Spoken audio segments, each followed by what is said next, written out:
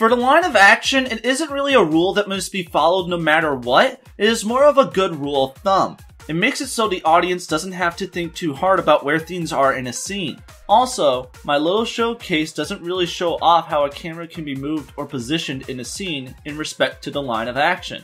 For example, the camera shouldn't cut over the line of action, but it is okay for it to cross over the line of action during a single shot, as long as it stays on the new side. We can see that happen with the fight scene of Mercury vs. Yang. It actually happens twice. Hell, I didn't properly notice in my example for the previous video when the piece of rock gets thrown at the group during the Ranger vs. Geist fight, but it still broke the line of action as I explained after that. Also, if we are looking at just individuals or groups, there can be multiple lines of action in play during a scene. Just think about how the fight with the Nevermore and Deathstalker is structured. There is a line of action that puts the Nevermore and Ruby on the left while Juniper and the Deathstalker are on the right. That same line is used for the entirety of Juniper versus the Deathstalker. There is also a perpendicular line that is used in tangent to the first line I mentioned for Ruby versus the Nevermore. Both of these lines of action are used very nicely for that action scene. So it essentially looks like this. I found out that I should have taken the time to give a brief explanation about the concept of squash and stretch in animation. The bulk of it is to express movement and impact. For movement, the stretch, it is like recreating motion blur in a succession of each frame.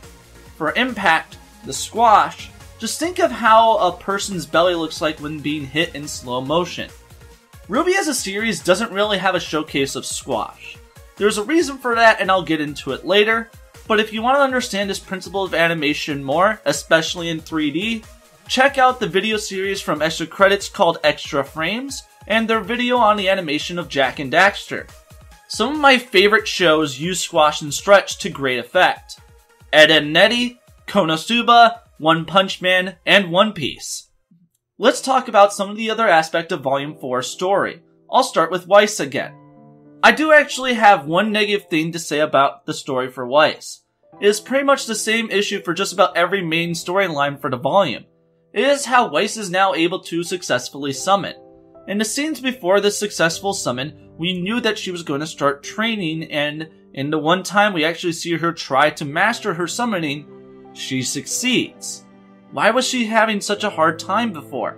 What was different compared to all of her previous attempts? It's just that we don't get an explanation about how she approached it differently.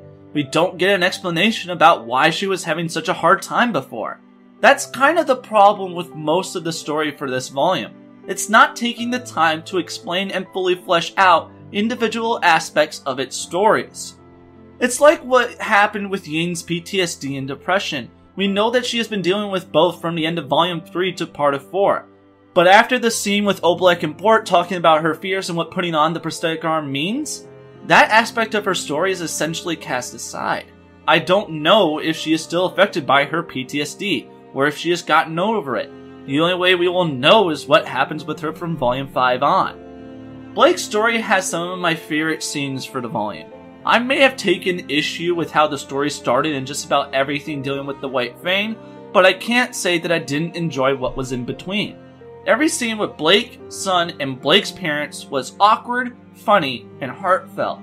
That's why I will always have a smile on my face when watching it. I really like the scene where Blake has a conversation with her dad. It delved more into Blake's history and how she initially viewed her father stepping down from the White Fang. It was a really solid character moment. For Ranger's story, I gotta defend the early focus on Jean in the first 2 episodes. Everyone, we already got RWBY going into a state of shock at Penny's death, and got RWBY crying over the death of Pyrrha in Volume 3. We didn't get that much for Jean over the death of his partner. The scenes with Jean getting his armor upgraded with Pyrrha's gear, and Jean training in the middle of the night was to show how Jean is handling the death of Pyrrha. It makes it look like he was able to move on, but then showed that it is still something that is weighing on his mind. I am with you on the idea that RWBY needed to have more focus or attention put on her for the volume. After all, in my first video in this series, I stated how it was disappointing how the story didn't delve into everyone's feelings about what happened. I also stated my disappointment with how nothing came out of the last scene of episode 2. It only served the audience and not the plot. For now, something might come up in Volume 5. I already said enough for Cinder's story, but I do actually have one thing for Oscars. I've thought about this before, but it also got mentioned in SickSlickProductions livestream. How it might have been better not showing anything for Oscar's story and make the scene of him meeting Crow in the bar his only scene. Just the amount of speculation that this would cause in the fandom would be crazy for Volume 5. There is an aspect of RWBY's storytelling that I want to bring up. This same thing was mentioned by JonFawkes in his video, a smaller, more honest review. His big criticism near the end of the video is how plot points will barely be addressed or ever brought up again. The aspect of writing this pertains to is called Chekhov's gun. The classic example pertaining to this is, a character walks into a room and describes some of what is seen. This character takes particular note about a gun they see hanging on a wall of the room. They describe it in a little more detail than just about anything else that was mentioned. A chapter later, that same gun is taken down from the wall and is fired. Essentially, the idea of Chekhov's gun is, if you take the time to highlight or mention something, it should come into play as the story continues at reasonable times. This means that almost every element of a story should somehow contribute to the whole in either small or big ways. RWBY as a series has a lot of examples of guns that are hanging on a wall to be used later. The problem is that some of these guns are either neglected to the point of irrelevance or have been replaced. Cinder's list. What was it? What is it for? How did that matter to her plan? Raven. I already explained my issues with that. Same for the whole village thing with Ren. Adam setting up a meeting, changed to Adam planning a coup. Volume 4 introduced a lot of new guns. It is all the things that were set up for the series going forward that I mentioned in the story video. There are aspects that I didn't get into that I actually forgot to include in the video discussing the new look for the show. Feel, lighting, and a particular aspect of character design. What I mean by feel is what the design and animation conveys. The first 3 volumes had a solid, sturdy feeling, while Volume 4 conveys a much softer feeling in its design and animation. I like the solid look for the show more due to how this is conveyed in the action. It's how the impacts are conveyed in this solid way that makes the action feel more emphasized, resulting in satisfying hits. The softer feeling in Volume 4 is part of how the impacts during the action scenes don't make an impact. How can it when it feels soft and weak most of the time? As I said before, there are moments where the impacts are nicely conveyed, but they are rare. This softer feel in the designs is probably what is allowing for more squash and stretch in the animation. Lighting for this volume is kinda mixed. As I've said, the way the night scenes look is amazing to me. But some scenes during the day mess up in the lighting. I have 2 examples of this. First is during the Sea Dragon battle. The lighting would change direction between cuts. Second is when Ranger comes upon the recently destroyed village with the dying huntsman. Before they make it to the village, there is a clear disconnect with how the lighting is for the environment compared to the characters. The lighting on the characters is dimmer than the environment. It's the same lighting that is used when they enter the destroyed village. This type of lighting also got overused throughout the volume whenever Ranger found themselves in an emotionally low place both physically and mentally. The character design aspect that I want to bring up is some of the male models' proportions. This is part of why Mercury and Ironwood look off, but it became more noticeable when Sun took off his shirt. The torsos of these characters just look a little weird and disproportioned. Also, the heavy cannon looks like it comes straight from a cartoon.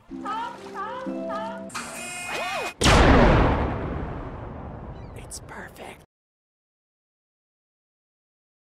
For those of you out there that didn't know, I am a TOONAMI faithful. I have been a rare voice on the TOONAMI Faithful podcast, shameless plug. But what does that mean? It means I love action.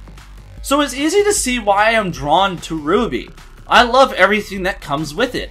The mind games, the test of skill and courage, and just the goddamn flair of it all. But there is more to action than just that. Someone went out to try to explain what makes fight scenes so interesting. That person is Super Eyepatch Wolf and his video called What Makes a Fight Scene Interesting. In it, he explains two things: the technical and emotional narratives. The technical is what we see and how we see it. Essentially, the back and forth of those involved. Emotion is what we understand going into a fight and what could potentially come out of it. The best example that I have watched this year is Deku vs Todoroki. Just watch My Hero Academia up to that battle and not be invested in how it turns out. My favorite technical narrative fights from RWBY are Blake and Sun vs Roman and the White Fang, Ruby vs Roman and the Prototype Paladin, Yang vs Neo, and Mercury vs Yang. My favorite emotional narrative fights are Pyrrha vs Mercury, concerned about what Mercury is trying to do, Pyrrha vs Penny, Pyrrha vs Cinder, I'm sensing a pattern here, and to a small degree, Ranger vs the Knuckle-O-V. I'll get into that later as well. So, to start with, where does RWBY Volume 4 fail in the technical narrative? It's three things. 1. Poor choreography and camera work. 2. Powers. 3. Character actions. I wish I understood choreography and camera work enough to actually dig into it, so I'm going to hold off on this for now and get into it later. Just know for now that it deals with what I see as simple action and poor impacts. I know what you're thinking. What? Powers? How could the powers of the characters have been poorly used for the action scenes? Well, it's just that almost all the powers of the characters that were utilized in Volume 4 have either fundamentally changed in what they are or how they can be used. What is Ruby's power? Is it speed? You would say, yes. I don't anymore. To me, Ruby's power has almost completely changed. You ask, how? Well, look at this and explain to me how the power of speed allows for RWBY to do this. She just separated her body into 3 flying red orbs and came back together. How is that accomplished through a power called speed? Her power is now to turn into a red orb and fly around like a bug. So, I'm calling her power Red Bullet from now on, until that changes again. So that's RWBY. Next question. How does Blake and Sun's power work from Volume 1 to 3? Blake makes a clone that doesn't move while she moves. Sun makes multiple clones that move while he stands still to control them. How do their powers work in Volume 4? Sun's power usage is inconsistent because it seems he is able to move during the Sea Dragon fight, but then when using his clones against Ilya, he is standing still. Blake's power now allows for both herself and her clone to move independently of each other. Why? How? Don't you give me that they trained between volumes.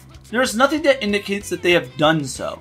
One of the reasons that a fight can be engaging is seeing how the characters grew in order to be able to take on whatever it is they are fighting.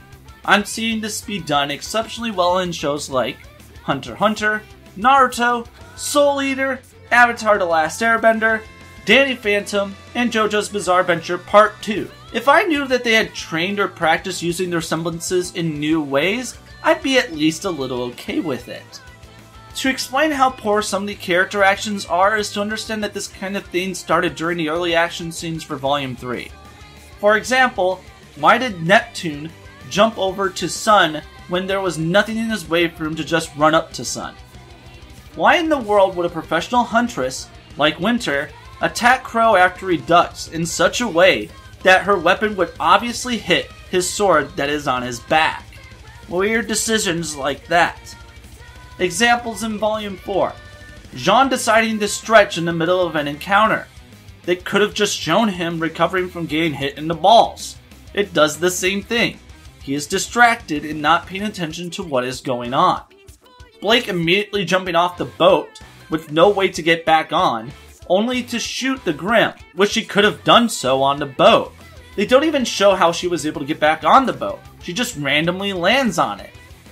RWBY lowering her weapon when approaching Tyrion while he was spinning on Jean's shield, thus getting kicked.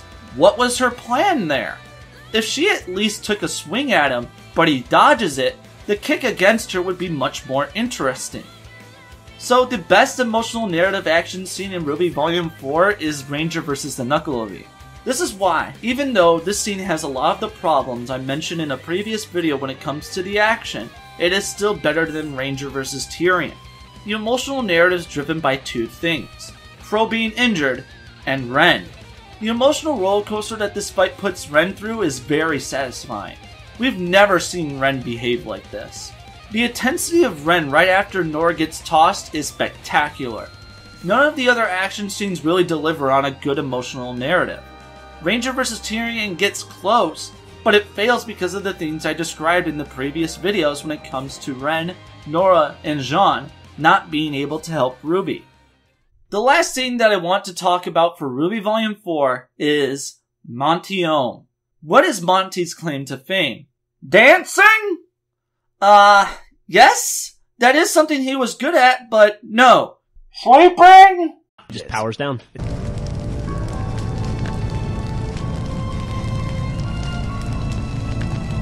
No! Oh jeez. No! I'm talking about this! You know, we really gotta stop doing like this. People are gonna talk. You better not go easy on me. You wish.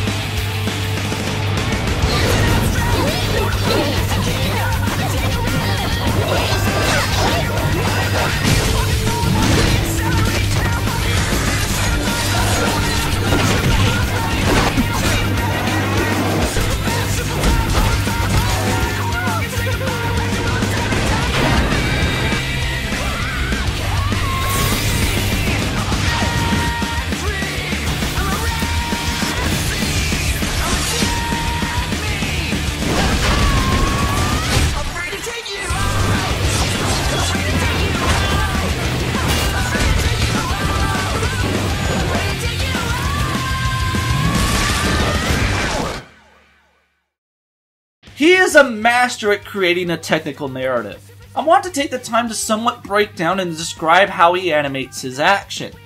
I'm mainly going to look at Dead Fantasy because of the things that I've seen that he has put out on his own, that has the most similarity to RWBY, at least to my eyes. Truly, all of his work does. The way I describe Monty's way of animating is exaggerated realism. The movements, actions, and effects of the characters are clearly exaggerated, but are still executed in a way that feels realistic or believable. Physics are presented in a realistic manner until magic and other powers get thrown into the mix, with some leeway here and there. It's never too much so that I get taken out of the action, like with what happens in Volume 4. The way he conveys impacts and information in his work is also great. One of the ways that I see throughout his work when he wants to sell the impact of a hit is a minor and quick slowdown. He holds the pose for just a split second and immediately transitions back to normal speed. This happens in Dead Fantasy 3 and the Yellow trailer. It makes the impact of the hit very pronounced, thus making it more impactful to the viewer. It's like how a song holds a note for a second or so, to then get back into it. The way Monty conveys information in a scene is very helpful in understanding what a character is doing and how it affects almost everything around them. It's all about how the camera is positioned and moved to either show or highlight movement or an action. For comparison, let's look at two shots. One from Volume 4 and another from Dead Fantasy. In this shot, Tyrion spins after deflecting Ruby's attack and follows up with his own attack. In this one, Tifa is spinning a pole around, and in the frame of the camera, we can see the enemies backing off. In the shot of Tyrion, I don't understand what the point of him spinning, then attacking is. He could have just attacked and it would be fine. And they do the same shot and character action twice. Camera close and facing the character spins, and then follows it with a single attack. Then there is the movement of not just the characters, the camera as well. Character movement is kinetic and fluid. The way in which characters move doesn't have the snappiness that I mentioned in my animation editing video. I'll explain more on that in just a moment. The camera in Monty's scenes is used in a variety of ways. The camera is dynamic. My favorite action scene from RWBY is Blake and Sun vs. Roman. The way the camera is used when Sun pulls out his nunchucks is great. Things slow down, and the camera moves in to highlight the fact that his weapons are also guns. The camera moves back out, and things go back to normal speed. And the camera does it all again for when Sun cocks it. Back to the movement of the characters. The snappiness of the animation that I mentioned for volumes 3 and 4 isn't just that the movement snaps between poses. It's that the animation doesn't have a good rhythm or flow. In a video from Every Frame of Painting, talking about Jackie Chan, it mentions how directors like Jackie have the performers and camera move in such a way that it is following a set beat. This is even brought up in a video by Cake on YouTube. In Cake's video, he explains that the animation would tend to come to a complete stop and jump right back into it. When the rhythm of the animation is good, you can either hear or feel the beat of the action. For example,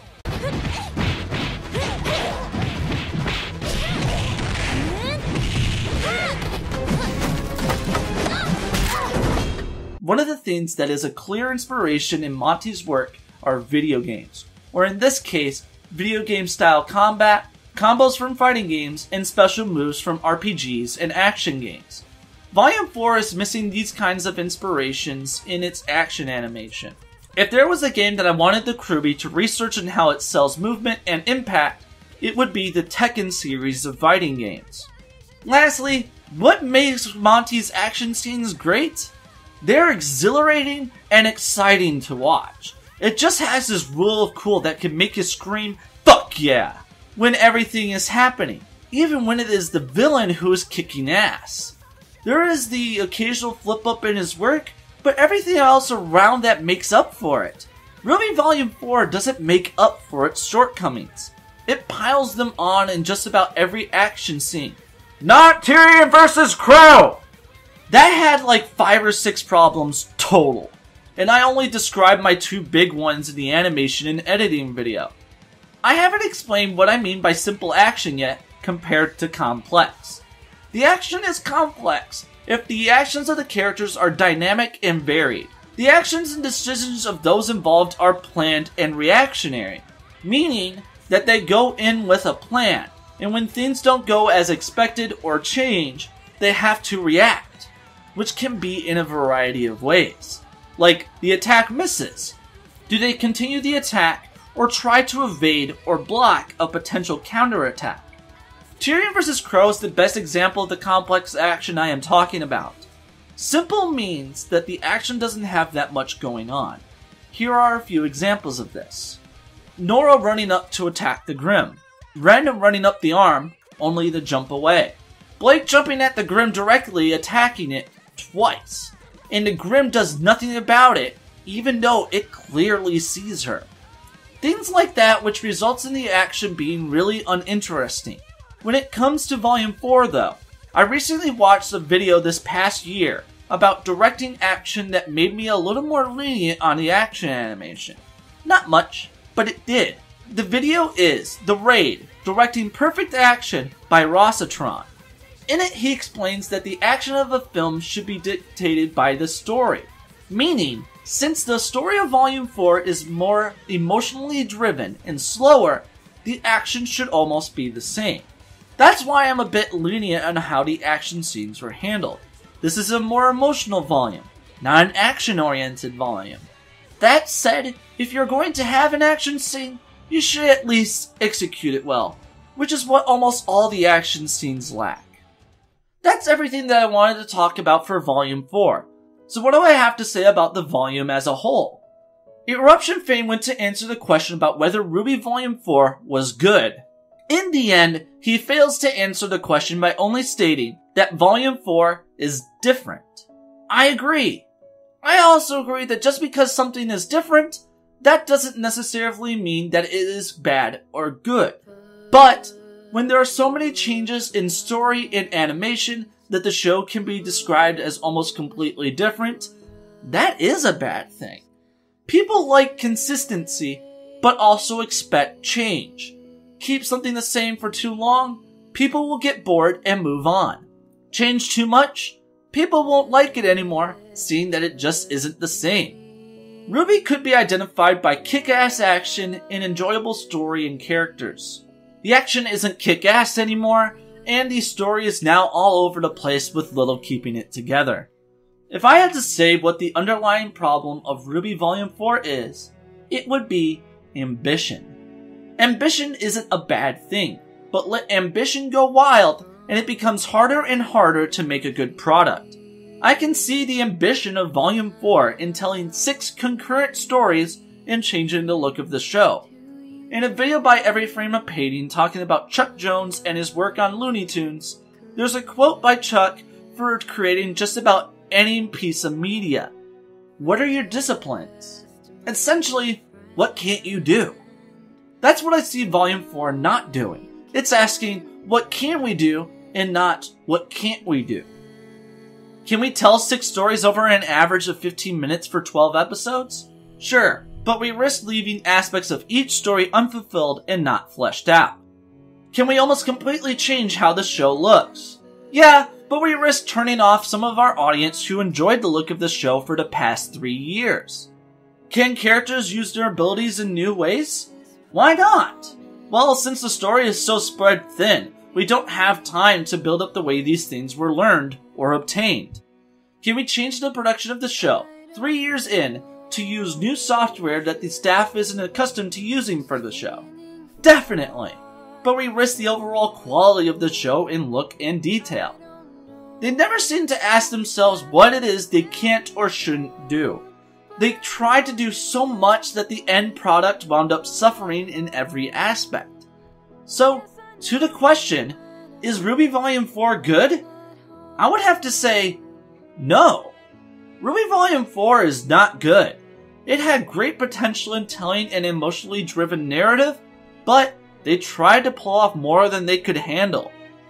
Volume 4 stories should have focused on the stories of the 4 main girls almost exclusively. So with that, how would I rate RWBY Volume 4? I use an out of 5 scale. Scores to me aren't an 100% objective opinion because people can score almost everything differently, especially for any work of art like RWBY.